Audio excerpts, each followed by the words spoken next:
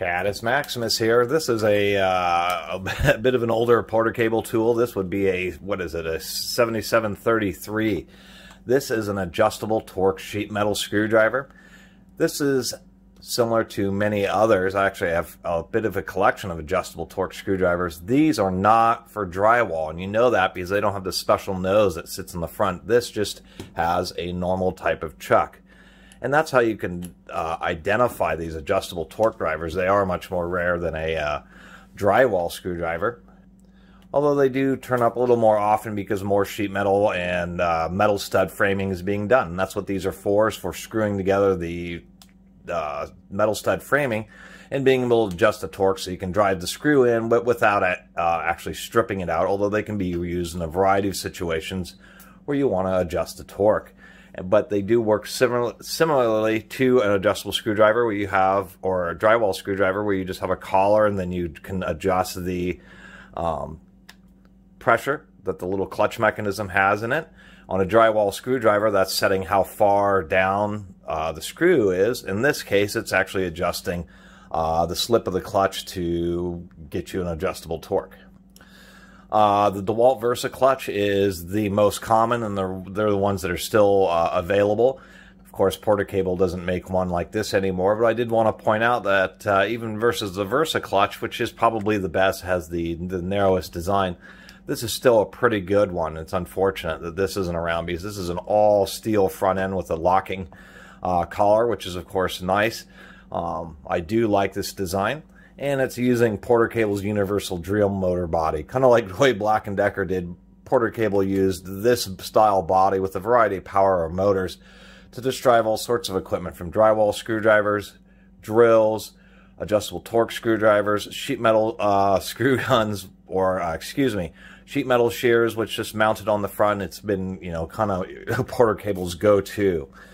Anyway, the ergonomics have not been my favorite on these Porter Cables just because they had a really big grip, although for a lot of people they are very comfortable. They've always run pretty nice.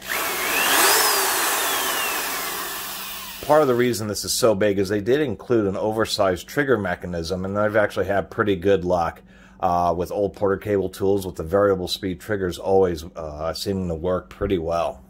One thing I did like is some tools, and I was mentioning that earlier, you have to pull the trigger and it sinks all the way into the body to get the full power. And what I like about the Porter Cables is it is you can use with one finger or two fingers, and it stops right there. So it's really easy just to get it to go to full power. This one happens to be 1700 RPM, and it is a 5 amp. So it's kind of in between the DeWalts I have. I have a low speed one, which is like 900 RPM for high torque, and then they seem to be about 2500 RPM. So this one's kind of in the middle. I'll do a quick demonstration and then just quickly pop open the gearbox. People can see inside there, and pop open the handle. I want to take a quick look at the brushes. It does look like this cord has been replaced. Once again, one of the old school ones, so they use through bolts with actual nuts, which I do like. And for the long time, Porter Cable has actually used a gasket in between the gearbox and the diaphragm, which helps keep the grease from leaking out, although a lot of it is ended up inside this portion, which has gotten pretty oily and greasy. But that's a good thing because it prevents it from rusting and wearing out. Another quick note, I always like this on these old Porter Cables. They have really open, wide vents for the fan, so these move a ton of air and really helps keep the motor cooler when doing heavy-duty use. But here's an example where you could use this, where it'd be pretty tough because the drywall screwdrivers aren't really designed for more high resistance, high load turning, and that's what's nice about these is we have some 3-inch deck screws here, and you can adjust it, and makes it a pretty easy, pretty consistent here.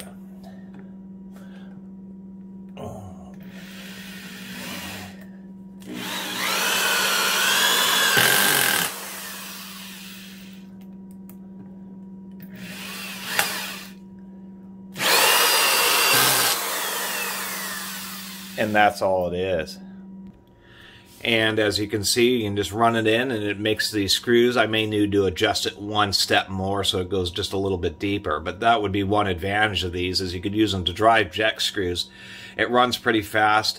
They're geared to have a little bit more torque, and you still can get very consistent results.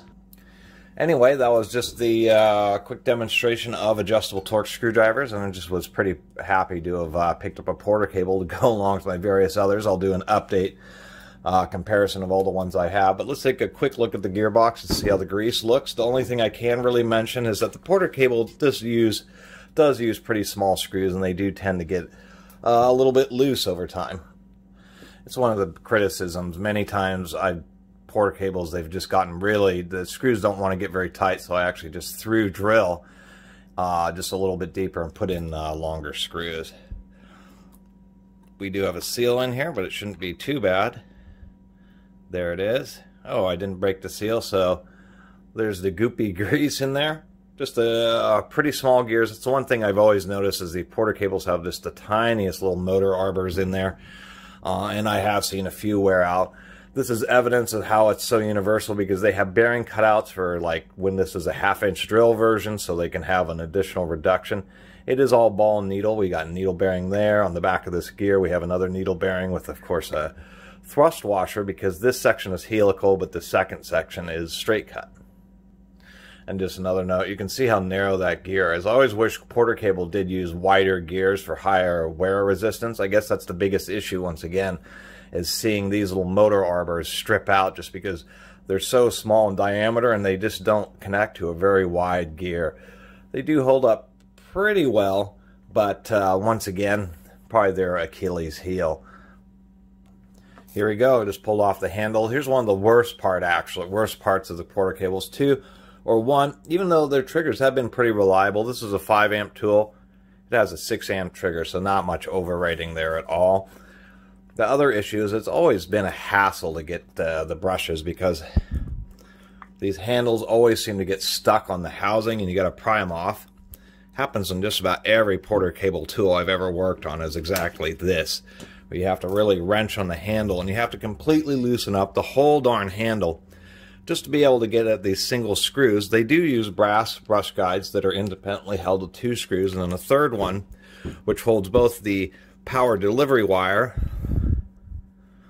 as well as a little metal, well, that power delivery wire has a little metal bracket, which is what holds in the brush. So you pull that out, you've got the little wire loose, and I need a little screwdriver here.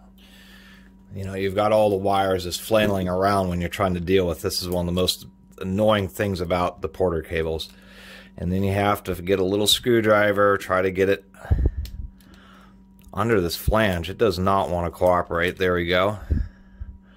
Try to get it just under there because it's kind of captured. Twist it, and then finally out comes the brush. These brushes are pretty good, but this is also, and I should forget, these are really pretty tiny brushes for a 5-amp motor. There's many tools with 2 and 3-amp motors that have brushes this size. These are just 1/4-inch brushes. And so that was always another issue with the Porter cables. The brushes were a little undersized, and even though we can tell this one's good because the wire inside, it does not appear to be burned or anything. Oftentimes it is, just because it was a bit undersized and they were really just relying on super airflow to try to keep everything cool. So anyway, there was just a quick review and breakdown. I do like the nuts, but I wish, like on some Milwaukees, the nuts just have a little bit of friction, so they tend to stay in the plastic. On this, they fall out, so it's really easy to lose them when you're servicing it. I guess that's really the biggest issue with these old Porter cables, is that they're annoying enough to service that a lot of people just get rid of them. This one, the motor was in pretty good shape, so it's definitely worth adding to my arsenal. But it's been a while, but it kind of reminds me of why, although I like these old Porter cable tools, they just have a few issues like really tiny gears and annoying brush service that I'm not as excited for these as I would be, say, for a Milwaukee or something like that. But still, definitely a pretty nice tool. And as far as it runs, it does have a nice sound. And the clutch does work pretty well. And this is a pretty robust mechanism. So I guess this one really isn't too bad. Anyway, just another review of another strange old power tool. I do like these old power tools. I just think it's so, I do get enamored with them. And As far as the little complaints, I do like collecting power tools because they're much more simple than like cars or anything like that. Usually, if it seems to run okay, many times the tool really is okay. And they're a bit more simple than cars and that type of stuff. And I like the idea of one of these. I do like this. This is probably one of the best designs that I've seen next to what became the standard, which is the DeWalt Versa clutches. But this one's still pretty good. Too bad Porter Cable doesn't make products like these anymore. Anyway, I really appreciate everybody who's been watching and subscribing. And if you haven't subscribed, please do. Until next time, Catus Maximus out.